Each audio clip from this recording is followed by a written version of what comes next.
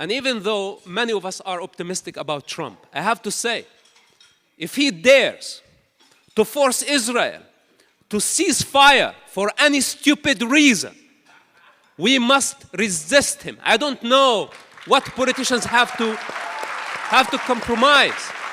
Well, first of all, good evening to everyone.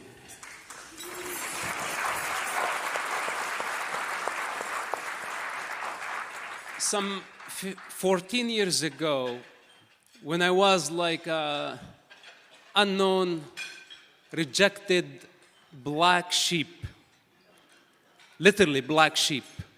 There was no Jewish community at that time. There was no recognition. And not many people stopped me in the street to take a photo and say, you're a hero, etc. There was a woman who did the right thing. When I was in the face of deportation, when I was forsaken by my own parents, when I was doubted, when I had to face all type of accusations, and I could not approve my account of what I did in my secret life, fighting against terrorism, going against my belief system, going against my entire conditioning. The United States government wanted to deport me. And a woman picked up the phone and she said, I want you to come to Congress, I want to honor you. And I told my friends, who the heck is this woman? What she wants from me? She foresaw. She knew I was in trouble. She opened her house. I had sleepless nights for months. She opened her house. She does not open her house for anybody. She was very sincere. And that night, I remember, the couple of nights and the Shabbat I spent at their house, I had the deepest sleep in a very long time. This is when I came to realize the power, not of a lobbyist, not of a political activist on Capitol Hill, but the power of motherhood.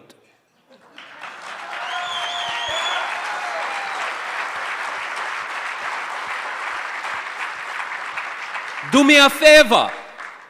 When this woman speaks, put your forks down. You can wait a little bit. Pay attention. She does not speak that loud because she's very gentle, but inside her she's very powerful. Pay attention. And pay some respect, please. The reason I came here tonight only because of her. I don't know any of you. Most of you I don't know. I know her. We know you. So please pay respect.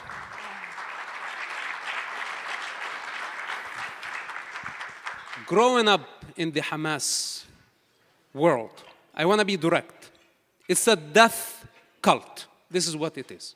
I can go on and on describing what Hamas culture is, what Islamic culture is, which everybody is trying to silence me when I raise the case that we have an Islamic problem. That on October 7, they celebrated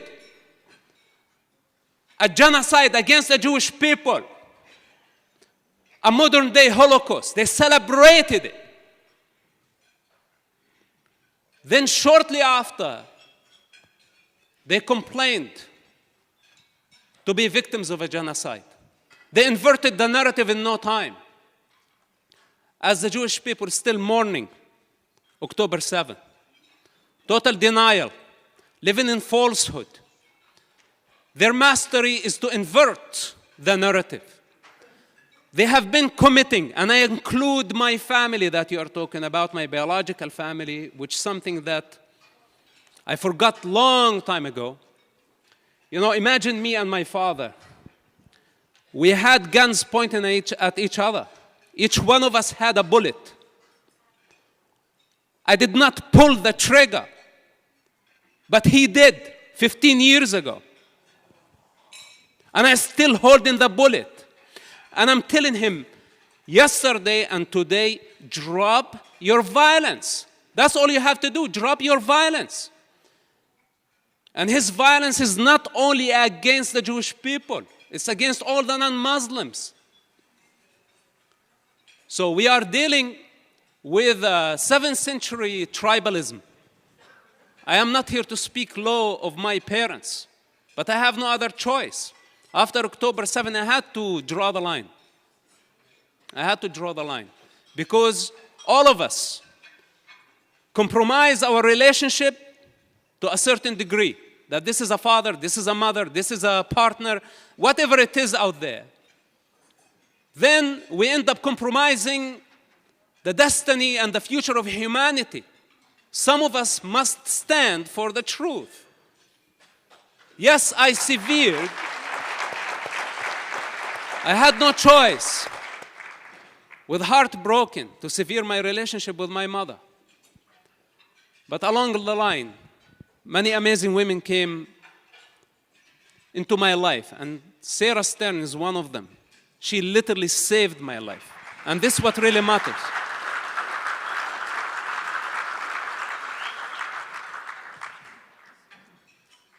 It's the contrast of my childhood environment. And this is why I rejected their violence. There was a small crack between me and these people. And it kept widening, and it's still widening until today. I thought after October 7, they would realize that what they did was horrible. What they did was unforgivable. What they did was a total mistake, that they would come to their senses and think and realize that violence is a dead end. But instead of learning, they blamed Israel. And now they are blaming the United States, and they are blaming the entire world.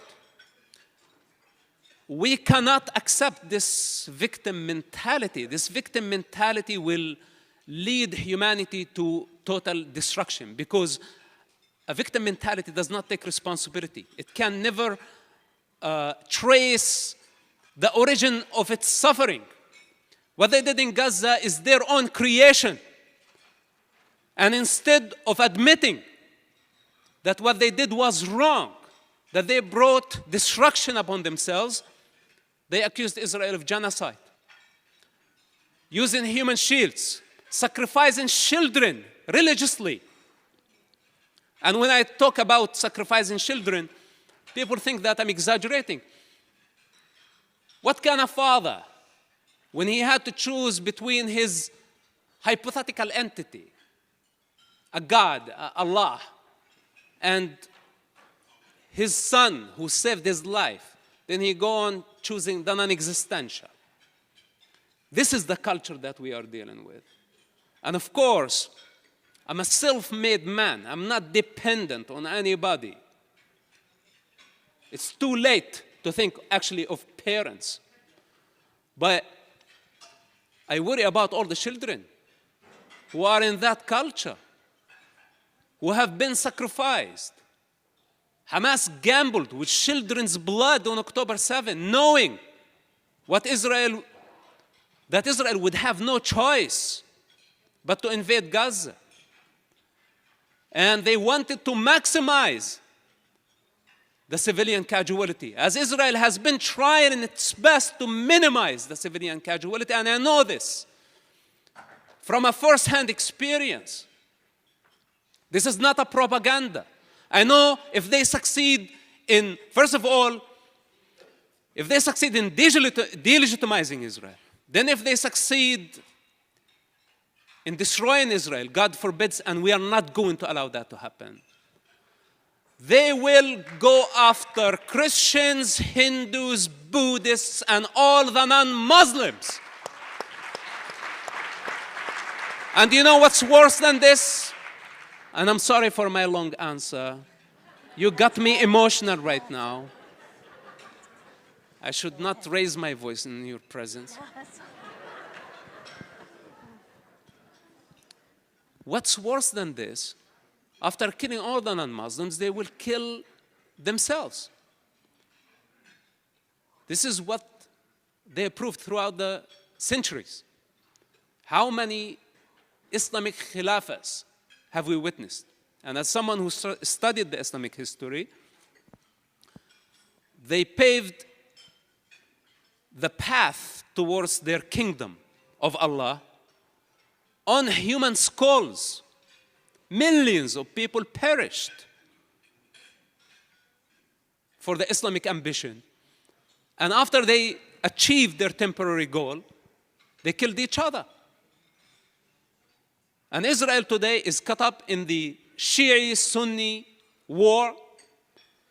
If it wasn't for Israel, Sunni and Shia would kill each other. If it wasn't for Israel, the only thing that unifies what so-called Palestinians, nothing but political gangs with no legitimate leadership. They've never been a country. They claim to be occupied. It's a lie. It's as simple as that. And millions of people around the world are believing the lie. So this is what we are dealing with. False narrative lead eventually to violence. And we must counter the false narrative with everything that we have. I came from that hill. This is where I came from. And I don't want the practice of sacrificing children for political and financial gain to continue. This is my life's mission. And it's as simple as that.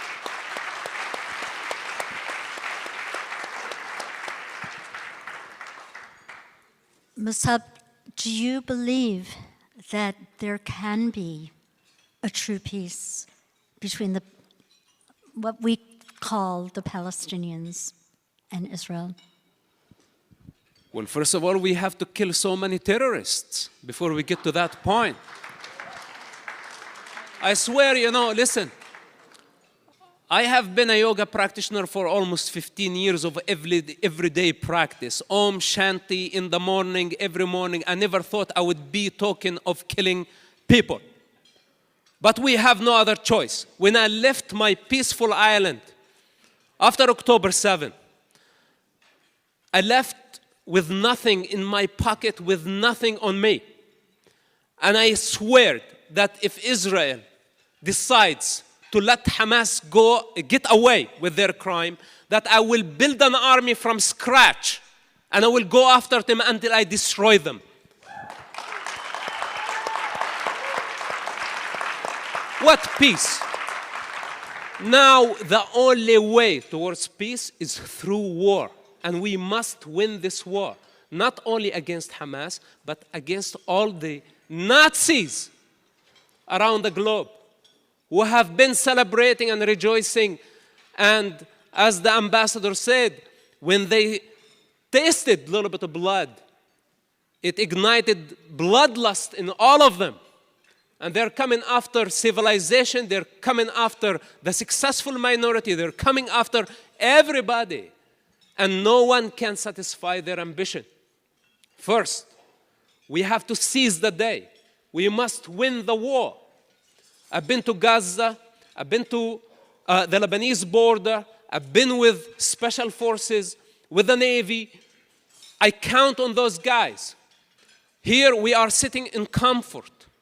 We have people there in Gaza. Our soldiers are dying on a regular basis. They are suffering, their families, the hostages, their families.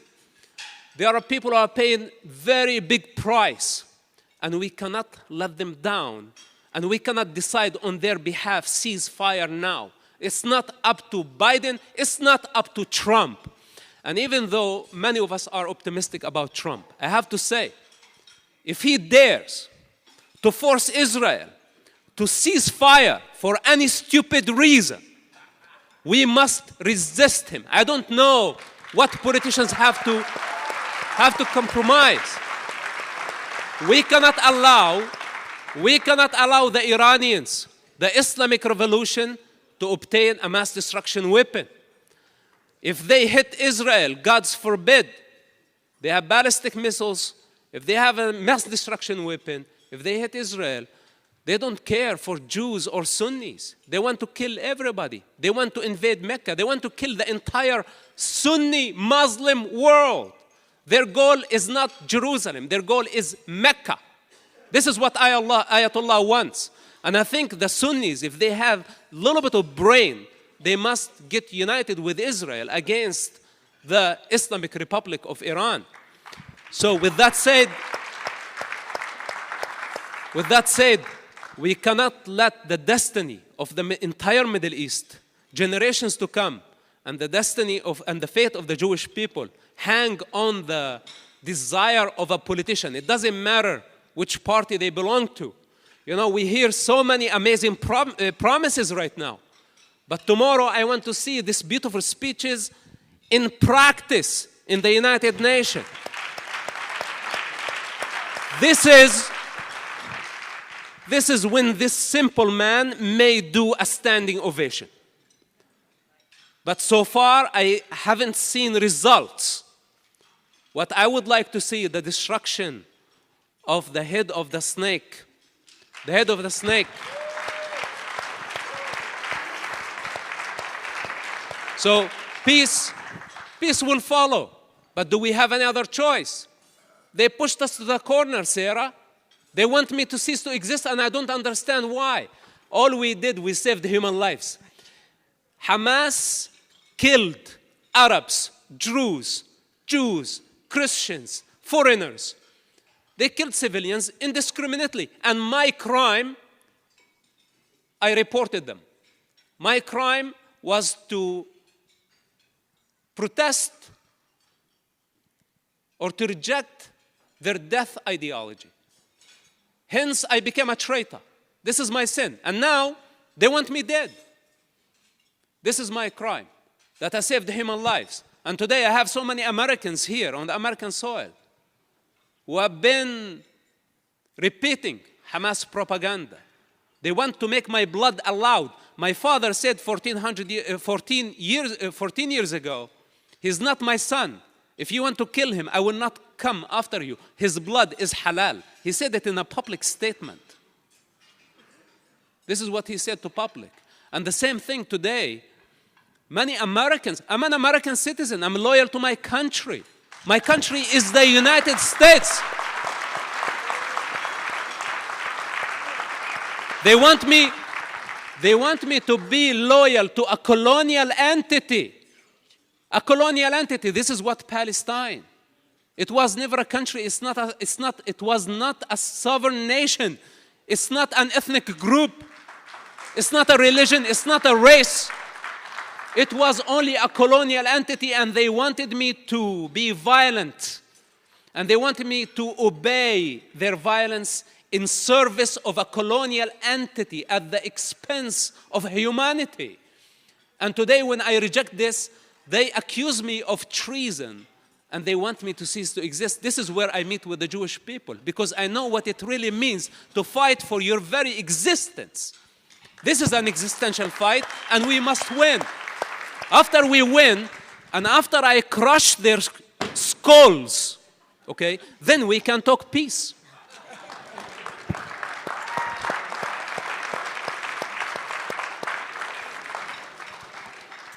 Okay, so all of you have got to recognize and appreciate Mosab Hassan Yousef was educated, indoctrinated, socialized to hate our people. He had to penetrate through layers and layers of socialization, and he drew forth this beautiful soul of humanity. And every single person in this room has got to stand up and bless the day that Mosab Hassan Yousef was born. Thank you so much. Thank you very Mosab. much. I appreciate that. Thank you. Thank you so much. I love you. Thank you very much. God bless you.